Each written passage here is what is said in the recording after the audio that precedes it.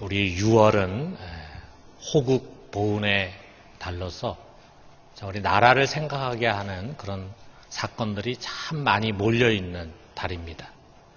6일은 나라를 지키기 위해서 목숨을 바쳐서 헌신했던 그런 분들을 기념하는 현충일입니다.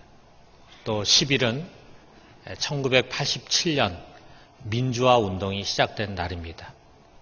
그날 시작된 이 운동이 마침내 29일에 가서 6.29 선언으로 결실이 돼서 우리나라가 이제 제대로 민주화의 길로 들어서게 되었습니다. 그리고 25일은 우리가 잘 아는 것처럼 북한이 남침해서 정말 민족 상잔의 참혹한 전쟁 6.25가 시작이 된 날입니다. 그리고 또 15일은 이런 전쟁으로 인해서 오랫동안 원수처럼 지내고 전혀 대화도 없던 남과 북의 국가 지도자들이 만나서 2000년이죠. 6.15 남북 공동선언을 한 날입니다. 물론 이런 생각을 하는 분들도 있겠죠.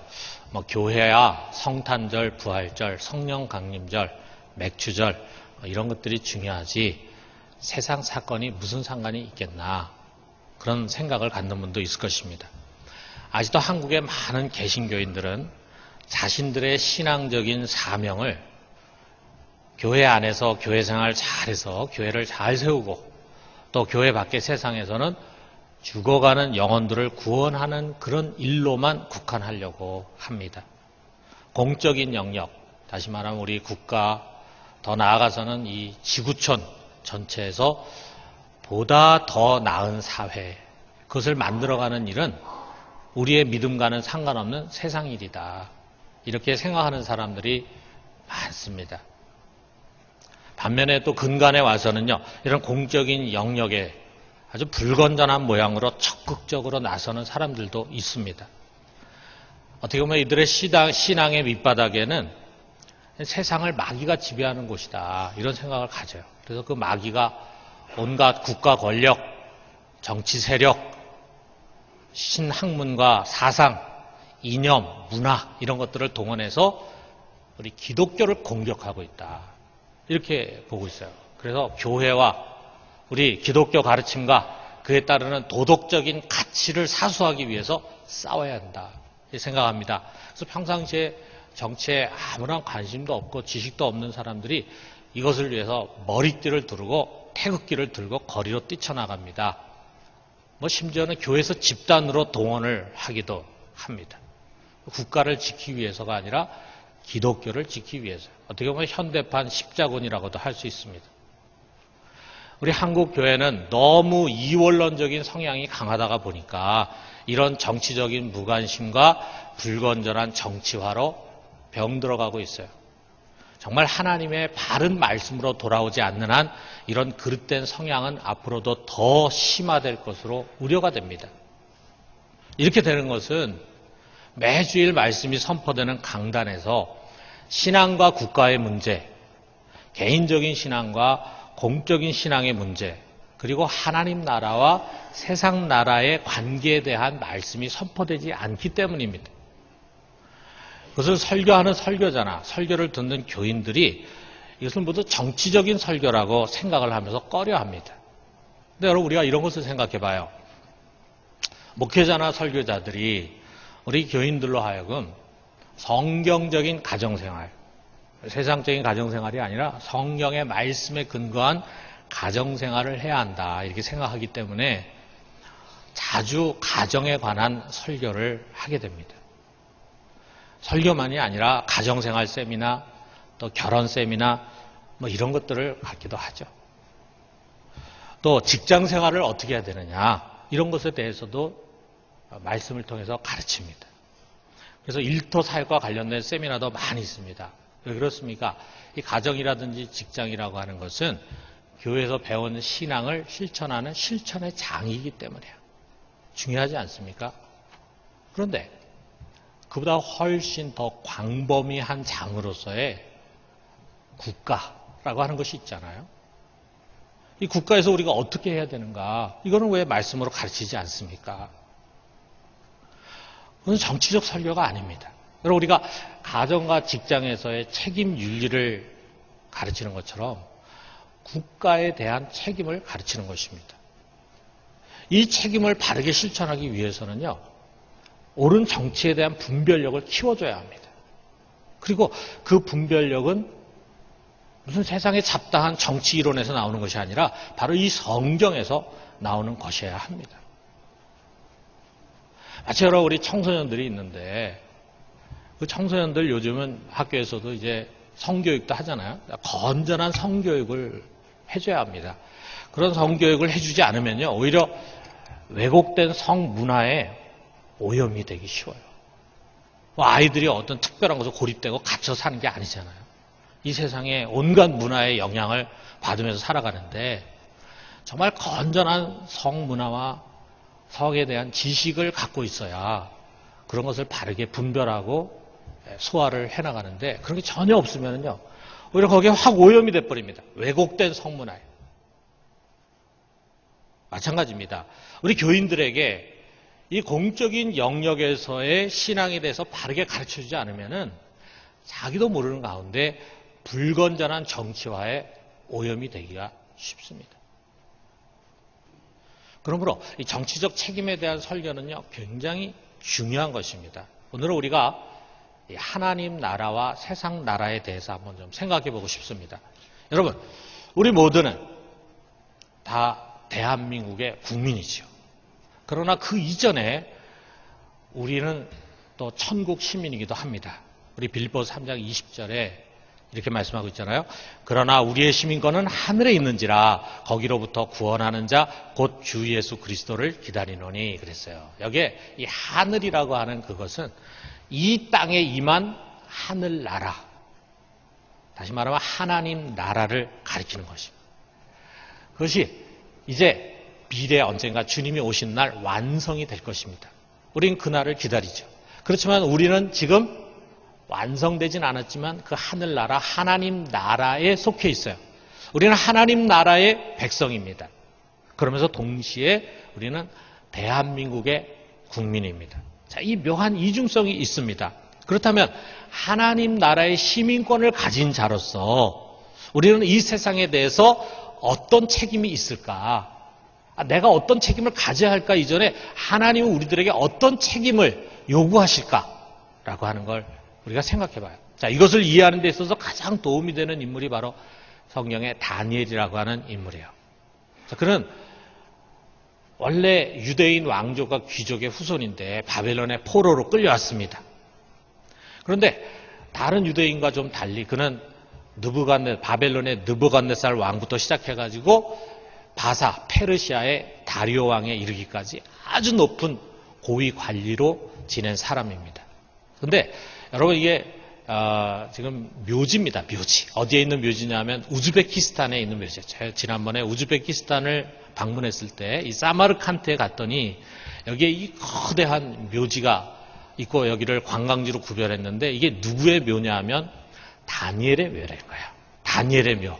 이게 홀리 다니엘의 성묘라 그래요. 그래서 제가 이거 무슨 없는 이야기를 갖다가 꿰맞춰가지고 다니엘 묘라 그러는데 가만히 생각해 보니까 다니엘이 이 팔레스틴에 산 것이 아니라 페르시아의 큰 고관인데 페르시아 나라가 워낙 넓기 때문에 이 우즈베키스탄 사마르칸트까지 그 당시 아마 지배를 했던 것 같습니다. 그래서 그의 시신을 여기다가 모셨다. 그것도 이야기가 되는 것 같아요. 어쨌든 다니엘은 굉장히 유명한 사람이었습니다. 그런데 이 다니엘은 역시 이중성을 가진 사람이었어요. 하나님의 언약의 백성이면서 하나님을 전혀 모르는 그런 이방 국가의 국민이었습니다. 하나님의 율법을 쫓아서 사는 하나님을 섬기는 신앙인이면서 동시에 그는 이방 나라의 법을 지키고 그 법으로 다스려야 할 관리였습니다. 자, 이 묘한 이중성 가운데서 그가 가졌던 세 가지의 중요한 자세, 우리가 그것을 가지고 우리 자신에게 좀 적용을 해서 우리가 하나님 나라의 백성이지만 이 세상 나라에서 어떤 자세를 가지고 살아야겠는가라고 하는 것을 한번 돌아봤으면 좋겠어요. 첫 번째로 그는 국가에 충성된 사람이었다. 자, 우리가 다니엘에서 받은 인상은 충성됩니다. 여기 또 4절에서 보면은요, 그가 충성되었다. 이렇게 이야기합니다.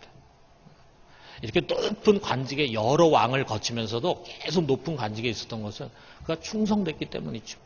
그는 유대인이었지만 그의 세 친구들과 함께 적극적으로 바벨론의 정계에 발을 들였습니다. 그래서 처음에는 지혜로운 자, 영어로 와이즈맨이라고 하는데 일종의 왕의 책사죠.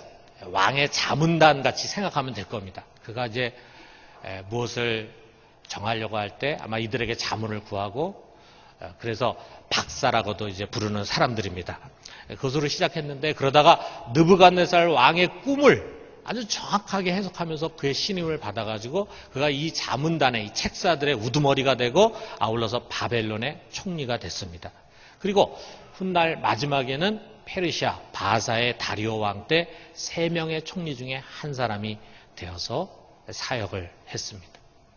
그는 자신이 모시는 모든 왕들을 공경하고 바벨론과 페르시아의 법과 제도를 존중하고 바벨론과 페르시아의 안위와 번영을 위해서 자신의 지혜를 가지고 최선을 다해서 섬겼던 사람입니다. 그래서 왕들의 신임 받았어요. 3절에 보니까 다니엘은 마음이 민첩하여 총리들과 고관들 위에 뛰어남으로 왕이 그를 세워 전국을 다스리게 하고자 한지라.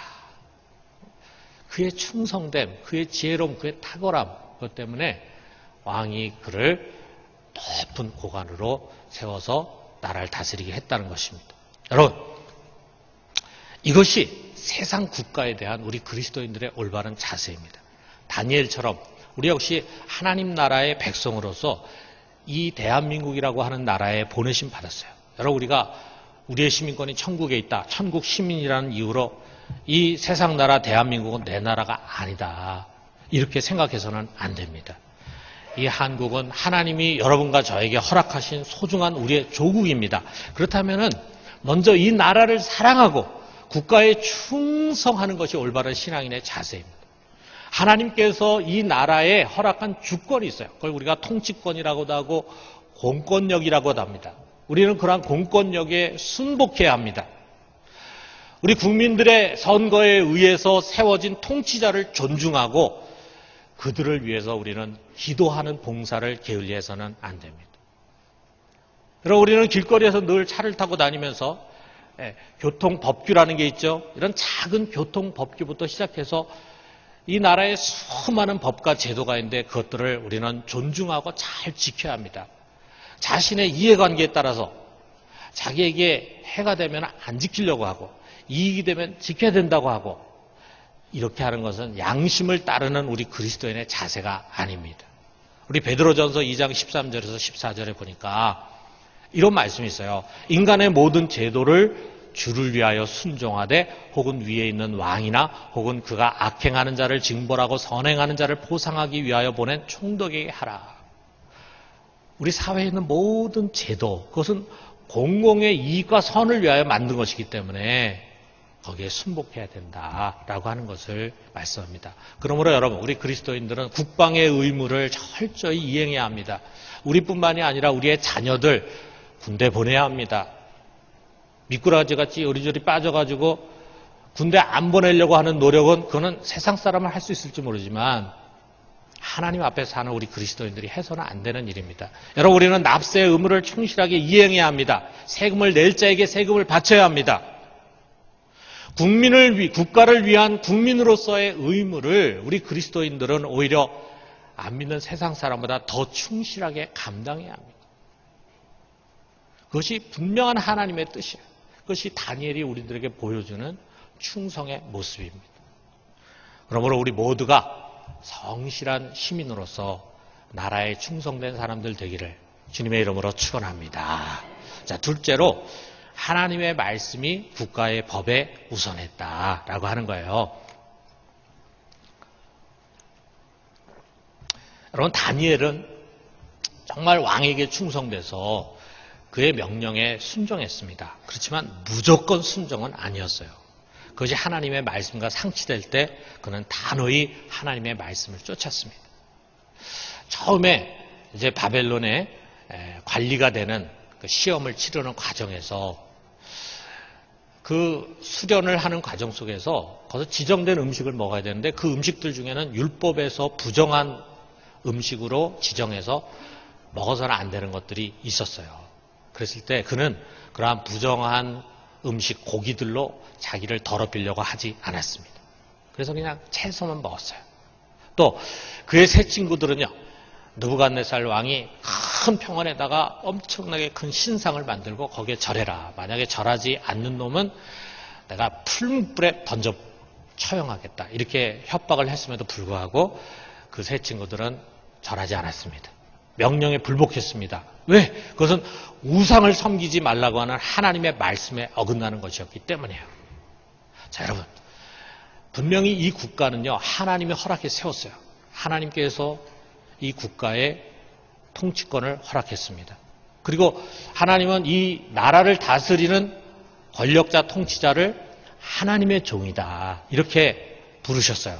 그럼에도 불구하고 이 세상 국가는 하나님 모르고 하나님의 뜻에서 많이 비틀어져 있습니다. 때로는 그 하나님의 뜻을 정면으로 거스리기도 합니다. 그러므로 여러분, 우리 그리스도인들이 이 국가를 위해서 해야 할 중요한 사명이 있어요. 무엇이냐? 이 왜곡되고 삐뚤어진 이 나라들을 이제 하나님의 뜻에 합당한 모습으로 바르게 세워가는 것입니다. 그것이 어떻게 가능하겠어요? 여러분, 우리 그리스도인들만이 하나님 나라와 세상 나라 사이에 서 있습니다. 우리는 세상 나라도 알지만 하나님 나라도 아는 유일한 하나님의 백성들이에요. 그 하나님의 나라 어떤 나라입니까? 하나님의 나라는 하나님이 다스리는 나라요. 영원한 나라로 정의와 평화의 나라고 사랑과 섬김의 나라입니다. 그 나라의 원리는 경쟁의 원리가 아니에요. 더불어 살아가는 나라입니다. 주님은 십자가를 통해서 이것을 우리들에게 보여주셨어요. 십자가 속에 그 하나님 나라의 모든 원리가 담겨져 있습니다. 그런데 이 하나님 나라의 원리는요, 교회만 필요한 것이 아닙니다. 주님은 교회를 넘어서서 이 세상 우주 만물 가운데서 이 원리를 가지고 다스리기를 원하십니다. 세상 나라는 참 나라가 무엇인가, 하나님 원하신 참 나라가 무엇인가를 이 하나님 나라로부터 배울 수가 있어요. 근데 어떻게 배웁니까? 누굴 통해 배웁니까? 바로 우리 그리스도인들을 통해서 배우는 것입니다. 우리 그리스도인들은 성령을 받고 계시의 영을 받아서 하나님 말씀을 통해서 이 하나님 나라의 원리가 무엇인가를 먼저 배우게 됩니다. 그를 이해하게 됩니다. 그리고 이제 그것을 우리가 세상 나라에 가르치는 것입니다. 그들 속에 무엇이 하나님이 원하는 올바른 통치인지, 무엇이 하나님이 기뻐하지 않는 잘못된 것인지를 가르쳐주는 거예요. 무엇이 옳고 그른가라고 하는 그 분별은 어떤 정치 이론을 통해서 나오는 것이 아니라 바로 하나님의 말씀, 하나님 나라의 원리를 통해서 나오는 것입니다. 그것을 가지고 우리가 이 세상에 옳고 그른 것을 분별시켜 줘야 된다 이거예요. 이것이 바로 그리스도인의 예언자적인 사명입니다. 여러분의 성경 속에 많은 예언자들이 나오지 않습니까? 이사야라든지 예레미야라든지 호세아라든지 아모스라든지 이들은요 모두가 다 토라 율법에 정통한 사람들이었어요. 하나님 말씀을 깊이 아는 사람들입니다. 그리고 자기가 살고 있는 그 사회를 잘 들여다볼 줄 아는 사람들입니다. 그래서 그들은 이 토라 속에 말씀 속에 담겨져 있는 하나님의 뜻을 잣대로 해가지고 자신들이 살고 있는 그 사회를 재보는 거예요. 재단합니다. 그래서 무엇이 잘못된 것인가라고 하는 것을 구체적으로 가르쳐주면서 회개를 촉구하는 것입니다. 이게 예언자들이 하는 일이었어요.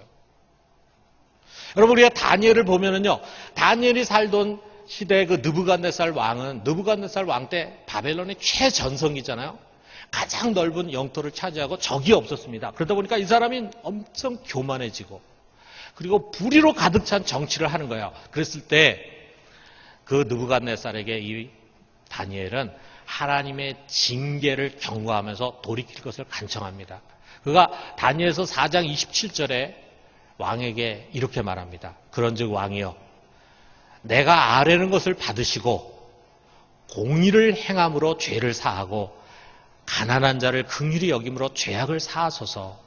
그리하시면 왕의 평안함이 혹시 장구하리이다. 이 징계가 어디서 오는 것이냐? 왕이 불의하기 때문이고 가난한 자를 불쌍히 여기지 않기 때문이다. 그러니까 당신이 이제 돌이켜서 죄를 사함받고 그러면은 당신의 평안함이 장구할 수 있을 것이다. 이렇게 왕에게 권면을 합니다. 또 그의 아들이 벨사살 왕인데요. 그 벨사살 왕을 아주 통렬하게 다니엘이 책망을 합니다. 다니엘서 5장 22절에서 23절에 보니까 벨사살이여 왕은 그의 아들이 되어서 이것을 다 알고도 아직도 마음을 낮추지 아니하고 도리어 자신을 하늘의 주제보다 높이며 왕의 호흡을 주장하시고 왕의 모든 길을 작정하시는 하나님께는 영광을 돌리지 아니한지라. 야, 이런 말을 어떻게 이렇게 쉽게 할 수 있겠어요? 목숨을 건 간언이죠. 사랑하는 성도 여러분, 우리는 지금까지 살아오면서 이 세상 국가와 그 권력자들이 얼마든지 불의하고 부패하고 잘못 정치할 수 있음을 수없이 봐왔습니다. 정말 수없이 봐왔습니다. 여러분, 그들을 예수 믿게 하는 것만이 우리의 사명이 아닙니다. 물론 대통령도 예수 믿고 국회의원들도 예수 믿고 시장도 예수 믿으면 좋죠. 그런데 여러분, 그들이 예수 믿는다고 해서 뒤늦게 신앙 간다고 해서 좋은 대통령 되는 거 아닙니다. 우리가 그렇게 나이브하게 생각하면 안 돼요. 그 사람이 교회 장로라고 해서 훌륭한 대통령 되는 거 아닙니다. 말만 교회 장로지 하나님의 말씀을 자신의 정치에 전혀 반영하지 않을 수 있어요. 여러분, 우리가 국가를 도울 수 있는 것은 이것입니다. 하나님 나라의 잣대를 가지고 그들의 현실 정치를 재어서 무엇이 잘못되었는가를 가르쳐주는 것입니다. 그렇다면은 그 하나님 나라의 잣대, 거기에 가장 중요한 잣대가 뭐겠습니까? 그것은 다른 무엇이 아니라 정의와 공의입니다. 여러분, 성경 어디를 펼쳐봐도 국가에 대해서나 정치 지도자에 대해서 하나님께서 주문하시는 가장 중요한 것이 바로 이거예요. 정의와 공의. 이것이 하나님의 모습이에요. 하나님의 속성이에요. 하나님이 이 세상을 다스리고 이 세상을 운행하는 가장 기본이 바로 정의입니다. 이게 하나님의 통치의 근본이에요. 그렇기 때문에 정의야말로 이 세상 나라의 통치자가 가져야 하고 우리가 그들에게 요구해야 할 핵심입니다. 물론 여러분, 동성애 문제도 중요하죠. 그렇지만 그런 도덕적인 문제가 핵심 기준이 될 수 없습니다. 성경이 얘기하는 가장 중요한 것은 정의입니다. 정의로 통치해야 된다. 이것입니다. 그렇다면 성경이 말하는 그 정의의 핵심이 무엇입니까? 공정한 재판입니다. 다시 말하면 사법 정의예요. 그리고 고아와 과부와 같은 그 사회의 약자를 돌보아서 더불어 살게 하는 경제 정의, 바로 그것입니다. 재판이 바르게 시행돼야 돼요. 여러분, 지금 오늘날 우리 사회에서 검찰 개혁 이야기가 얼마나 많이 나옵니까? 법관 파동, 그런 이야기들도 나오고 있습니다. 그게 뭡니까? 우리 사회가 아직 사법 정의가 제대로 잘 안 돼 있다는 이야기 아니겠어요? 여러분, 법을 쥐고 있는 사람이 불의한 것만큼 그 사회에 해악되는 것이 없습니다. 무서운 거죠. 법을 쥐고 있는 사람이 불의하면은요, 죄 없는 사람 죄인 되고 죄인은 죄 없는 사람이 됩니다. 그런 사회가 정의로운 사회가 될 수 있겠습니까? 이제 사법 정의로운 사회가 되어 가야 되겠죠. 여러분, 재벌 개혁, 수저론 이런 것이 왜 나오겠습니까? 경제 정의가 제대로 안 돼 있다는 거죠. 우리 사회가. 공평하지 않다는 이야기죠. 이제 그런 사회가 되어가도록 해야 되고 우리가 그것을 이 나라에 주문해야 합니다. 더 나아가서 오늘날 21세기 우리 시대에서는 평화 정책을 지향하고 있는가? 창조 보존을 위한 올바른 환경 정책을 지향하고 있는가? 생명윤리나 도덕적인 가치를, 가정의 가치를 바르게 지향하고 있는가? 이런 것일 것입니다. 여러분, 우리 모두는 하나님 나라에 속한 하나님의 백성입니다. 하나님 나라가 어떤 나라인가 하는 것을 말씀을 통해 배우고 있는 사람들입니다. 그러므로 그것을 가지고 우리가 살고 있는 이 나라가 보다 더 올바른 나라가 되기 위해서 예언자적인 사명을 잘 감당할 수 있기를 주님의 이름으로 축원합니다. 마지막 세 번째로는 순결함으로 세상에 도전했습니다.